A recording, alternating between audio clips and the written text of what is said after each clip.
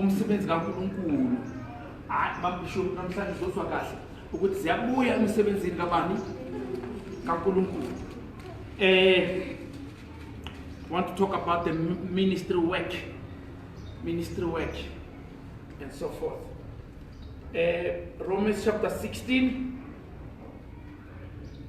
sicala ku verse 1. If ukhona uphethe ngesizulu kanye ngesixhosa izaba right. Khona uphethe nge Mr. Matsenyo ungasicalela usifundele yona. Yes. Romans chapter 16. Yeah, the Lord ukufunda verse 1. Verse 1. I commend to you our sister Phoebe, a deacon of the church in Sanctuary. I ask you to receive her in the Lord in a way worthy of his people and to give her any help she may need from you. For she has been the benefactor of many people, including me. Man of God. With Priscilla, Aquila, my fellow workers in Christ Jesus, they risked their lives for me. Not only I, but all the churches of the Gentiles are grateful to them. Amen. Ukhona ephethe ngesintu?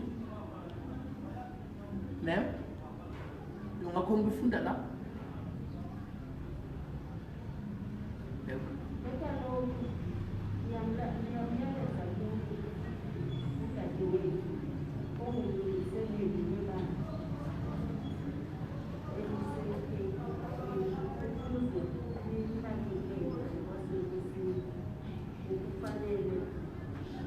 Amen. Okay, thank you so much. I want to show you something here, man of God. Then Zothandaza. Umpostoli uPaul ubhala incwadi lana. Uyibhala setilongweni. Uyabhala le ncwadi lena ubhalela ibandla eliseRome. Umpostoli uPaul uyabhala uyaloba. He's writing this by the Spirit of God. He's writing a message by the Spirit of God. Uyabhala uyaloba umpostoli Paul. Uthi makabhala uthi ngiyacela nangu the servant of God or the servant of the church uFuwebe bize kahle legama lakhe uthi nangu sisi la wala ebandleni igama lakhe ileli macetha uthi ngicela ningiphatheleni yena kahle. Hawu umpostoli Paul kubazalwana bangaka wakhetha lona kenzakalani uthi ngicela ningiphatheleni na kahle ngoba ube usizo kimi nasebandleni. Kukhuluma ubandazalwane, kukhuluma uPaul ubhala ngesibindi uthi ngicela ningiphatheleni nangu lomzalwane kahle.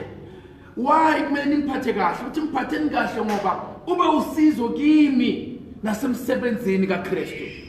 Njengoba singabashumayeli bevangeli ayikho into ebuhlungu efana nokuthi ushumayela ivangeli mara kungabi khona abantu abazokusupporta bakusize. Iyasinda lonto leyo. Nangiso basalwane. Paul had an experience yokushumayela ivangeli without support from anybody. But uNkulunkulu wavusa abanye abantu around him abazomthwala to carry the work of God. Khona nasiyakhona, I want to show you something. Ngifuna ukuveza ukuthi in any church kuneyinhlobo ezi2 zabazalwane. Any ministry kuneyinhlobo ezi2 zabazalwane. Apostle Paul experienced le inhlobo lezi ezi2. But it's important ukuthi wena momzalwane uzicheke ukuthi uwele kweyiphi category. Category number 1 kunabazalwane ababizelwe through the church. Number 2 kukhona ababizelwe into the church. Labazalwane abafana kukhona ababizelwe ukundlula, kukhona ababizelwe ukuzohlala. Very important. Kunabazalwane uNkulunkulu bakabasindisa abalethe ebandleni, ubaletha ukuze kunezinto abazozithola, bazifunde, bapheke, bathola amandla, mabaqeda bandlule. And ukundlula kwabo akukho wrong, ku right, kuyi season yabo intando kaNkulunkulu noma bangahamba sizwe ubuhlungu kodwa ke it is well ngoba bakhona ababizelwe ukundlula. Umuntu obizelwe ukundlula noma ungamthenga ngemali uzondlula. Umuntu obizelwe ukundlula noma ungamnikeza iposition uzoyeka uzondlula. Ngoba vele akabizelwanga lapho ubizelwe ekudluleni. Into ayizele la uzele ukuthi azokhula. Kune faculty uNkulunkulu afuna ukuyilungisa ngaye. Kunento uNkulunkulu afuna ukuthi lo muntu akheke kuyo ngaleli bandla.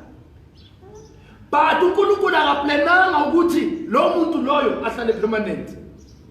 Nangisa basalwane. Apostle Paul had so many people that he preached to in his life. He had so many people that he gave counseling and prayer. He had so many people whom God used to deliver them and heal them and bring clarity about the salvation of Jesus Christ. But sebahlangane naye still bandlula. Ngelinye ilanga Apostle Paul ayoshumayela bekahamba nompostoli uBarnabas. Bahamba nomunye bathu John Mark. The three of them were assigned to do a certain work. But uJohn Mark no Barnabas wabakosa ukuthi ngelinye ilanga bandlule baye kuPaul. Why? Ngoba bebangabizelwanga ukuhlala noBarnabas. Ukuhlala noPaul impilo yabo yonke. Nangizwa basalwane. Amen. Nangizwa basalwane. Ngelo amen in the house. Amen. Ngelo amen in the house. Amen. Kunento lezinto in any ministry. Number one, there are those who are called through the ministry. Uzobona babafika bazosebenza bazothola amandla. Ukusebenza kwabo is their training. Khona labaya khona. Ukhamba kwabo akufanelanga kwenze isilonda. Kodwa kufanele ukuthi kusithokozise, kusinikeze amandla. Sisho ukuthi baba siyabonga ukuthi lo wathola ivangeli la namudlulile yaphambili. Nangisa basalwane. Uma sazi ukuthi kunabazalwane who are called through the ministry, those who are living, you will not kill or hurt yourself or get angry at them. Into zoyisho wena ukuthi hayi ixesha intoni uma ixesha lifikile akekho ngalivimba bazalwane. Ithina amen if niyangizwa. Amen. So bengifisa ukuthi kuleli bandla uma sikhonza uNkulunkulu mawungabheka ukuthi ubani bekala ubani ongekho ngoba nomunye unejeni yakhe ekufanele ayigijime. Now bakhona ababizelwe ebandleni. Uzobabona ababizelwe ebandleni noma kungaba nzima kanjani bahlezi chini noma bangakulanda bathi kuwe phuma kuleli bandla akhambi kahle uthi uyabheka vele akhambi kahle mara emoyeni wakho awuvumi ukuthi uhambe. Izathu ziningi ezingakenza ukuthi ungale umyeke umpostoli Paul, but kulokhu njalo uthi qha ndiyahlala. Umuntu onjani loyo akabizelwanga ukundlula, ubizele ukuthi afike la azowakha. Halala. Amen. Ngicela amen in the house. Amen. Abantu ababizelwe ukuhlala ebandleni banamandla labo bantu labo. Nekubenze lutho noma ungafika ukhulume izinto ezimbi ngebandla lapho or ngomfundisi wakho uzobona bavele bakusela ukuthi lento ishoyo siyayizwa kodwa mina ngibizelwe la. Ngicela amen in the house. Ngicela amen endlini. Ngicela amen endlini. Ngicela amen endlini. Manje ngizothikini basalwane njengoba siqhubeka sikhonza uNkulunkulu masingabhekeni ukuthi ubani ukhona ubani akekho. Asimkhonza uNkulunkulu sengathi wonke umuntu ukhona. Let me show you this. Uma kukhona wena, kukhona wonke umuntu. Amen. Nangizobasalwane. Halala in the house. Amen. Uma mambishopi rithi balita bajamuhudo angeke slimale noma si5. Angeke slimale noma si3. Siyazi ukuthi bakhona abandlulayo. And siyazi ukuthi bakhona kumele bahlale. And abahlalayo sikhonza uNkulunkulu nabo. Abandlulayo siyabathanda uNkulunkulu abasebenzisa phambili. Nangizobasalwane. Umpostoli Paul uthi basalwane ngiphatheleni nomzalwane kahle. Ngoba wangisiza endleleni. Mambishopi nawe maze kumele wakhulume ngelinye ilanga uthi lo mzalwane wangiphatha kahle ngelinye ilanga nani ngiphatheni kahle lapho ekhona. Ngicela amen in the house. Ngicela amen. Ningizwile basalwane. Ningizwile basalwane. So siyamachora masingabantwana bakaNkulunkulu siyasuka from number sifika ku quality. Siyasuka from number sifocusa to the one that has called us. Nangizobasalwane. Ngicela amen in the house. Abasalwane ababizelwe ebandleni uzobona abanikezwe ama position nakabona iphepha uyalidoka angathunywanga bakabona ifestera livuliwe avela livale uyambona ukuthi lona ubizelwe la. Ithini amen. Let me show you this. Kunabazalwana ababizelwe ukundlula ngithi kunabazalwana ababizelwe ebandleni ngithi. Do you know ukuthi kukhona abazalwane ababizelwe for umfundisi straight? Kube nomzalwane abizelwe for umfundisi direct.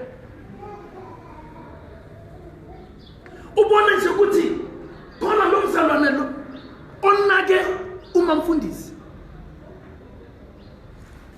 Abanye bafike bacomplain ukuthi why lona aspend isikhathi singaka alokaya kumfundisi. Ufunani kuye? Ubizelwe lapha kuye. Nangizobasalwane. uNkulunkulu usebenza ngendlela esihlukene in his body. Into esifunayo is to mature. Mature in Christ.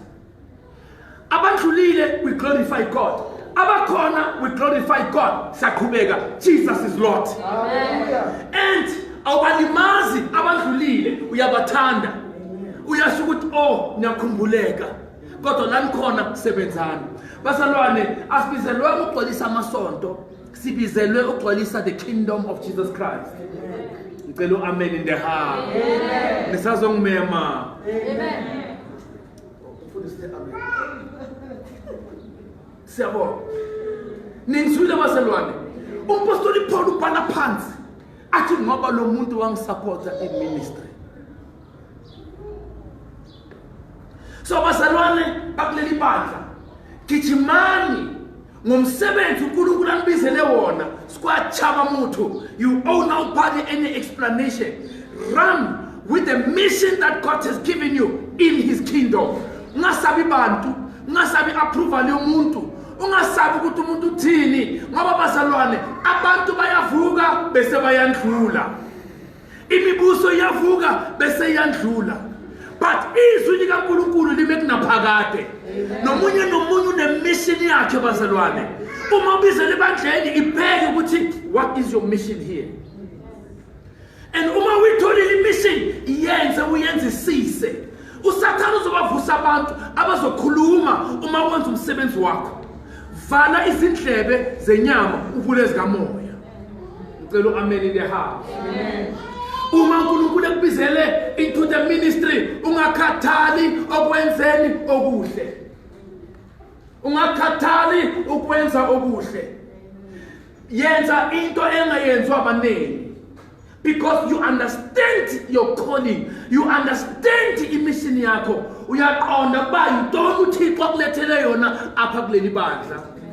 Oh, amen. Amen. Namthanda uYesu. Amen. Do you love Jesus in the house? Amen. Yes. Let me conclude by saying, run your race.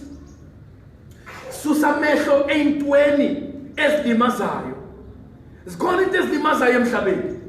Zokulimaza kuthula ihubo. Susa amehlo akho from those things. Susa amehlo akho from abantu abakunyathela amakhono. Ungabheki bona. Bazalwane, uma uSathane ekufuna, akasebenzisa umuntu obuya eAmerica. Usebenzisa la eduze. Ngelinye ilanga uJesu ukhuluma imishini yakhe. uPeter lo bekahamba phezulu kwamanzi uthi Jesu awuyila. uJesu wathi Sathane phuma kuye. While the enemy was now beginning to use somebody very close. Ngicela amen in the house. Amen. Insindiso yakho ipersonal. Injani? Mawungavumi ukuthi lahleke ngenxa yabantu. Mawungavumi ukuthi lahleke ngenxa yezimo. Mawungavumi ilahleke ngenxa yemali. Mawungavumi ukuthi lahleke ngenxa yezinkinga ezikhona emhlabeni. Siphile esikhathini esibi. When I looked in the realm of the spirit, I realized ukuthi there's a massive fall away. Kunokuwa okuningi. There's a high spirit of backsliding from the children of God. Those who used to say Jesus is Lord. Namhlanje bayibona ngelinye iso. There's a massive fall away. Why? Balinyazwe ukuthi they were never firm in Christ. Salvation is personal. Injani bazalwane? Personal. Asisuki kuJesu. Uma uJesu etshale la ebandleni, ngikhonze la. Bazalwane, uNkulunkulu simkhonza ridi uNklamati. Simkhonza sikhali inyembezi uNkulunkulu. Simkhonza izimo ezingahambi kahle. Simkhonza ikhaste enjeli ingekho. Uma ikhona kuba yi-edition.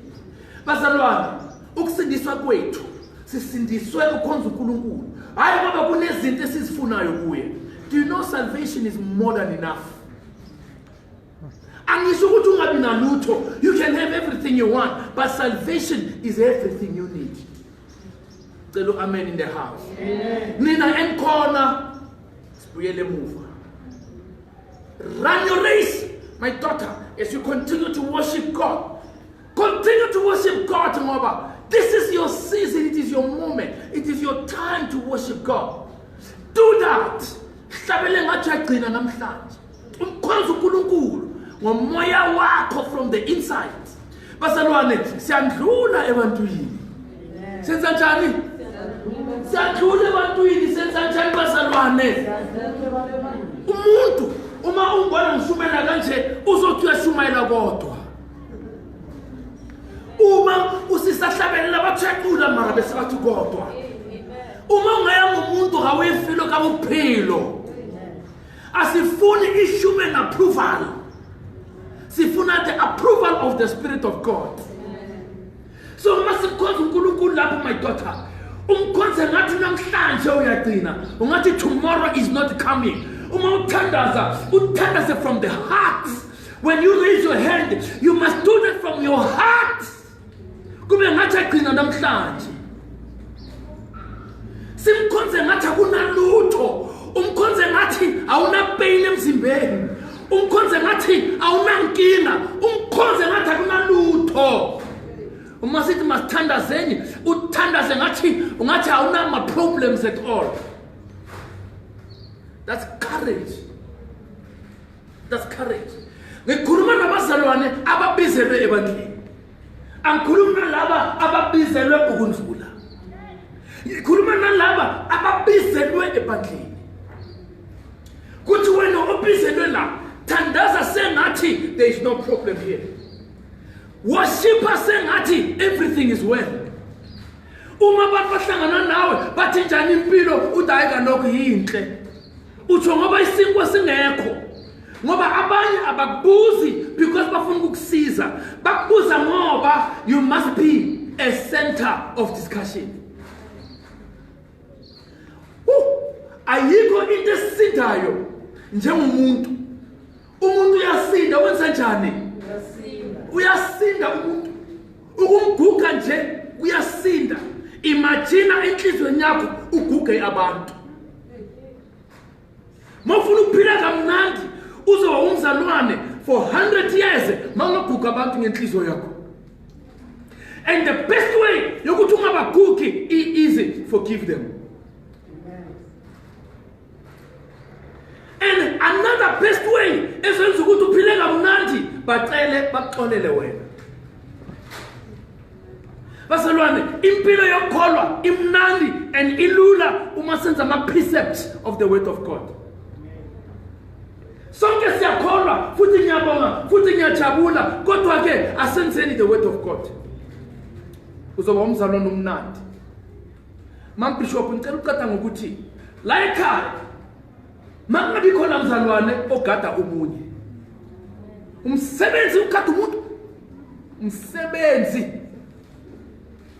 Umsebenzi kade uJesu wayibona le wathi ngizonithumela umduduzi ozaba nani. Wahamba yena wayekhaya. Umsebenzi ukade umuntu uma mina ngibona ngishumela la maqeda bese uhlala ungigadile kuyasinda uyozuwonde ukade umuntu. Umuntu akagada. Makube ufuna ukugada umuntu kufanele ukuthi uthola umsebenzi lapha eModapi bakubhadale imali ezinkulu zokugada umuntu ngoba kuyasinda ukwenza njalo bazalwane. Mawusindisiwe mawungagada umuntu usibeke wena. Ngicela amen in the house. Amen. Ngicela amen in the house. Amen. Nisazongimema. Kana bathi angasizi ke. Entayithetha years up. I want to teach you this. Uzoba umzalwane for 20 years ungazange uwe. Mara once what define ubuKristu ngomzalwane uzolimala. Once wabheka umuntu wathi nakukholwa ubheke umuntu uhlotha ukubala. Ingakho bazalwane ifocus yethu kakhulu is on Jesus than on people. Is on Christ than on people. Asikhoni nokuthi sibheke uMoses. Moses was a great leader. That man divided the ocean into two. But ngelinye ilanga he sinned. David was a man after God's own heart. See to hamba kahle, he sinned. Solomon, uthi Jesu akekho umuntu beka wise than Solomon except himself. But Solomon failed. Ungababiza bonke failed. Kunindoda eqala umhlaba namhlanje ephile 2000 years ago. Ephile impilo eqotho enganasiko enganasono enganamanga othembeke kuze kwenamhlanje uJesu Kristu the King of Glory.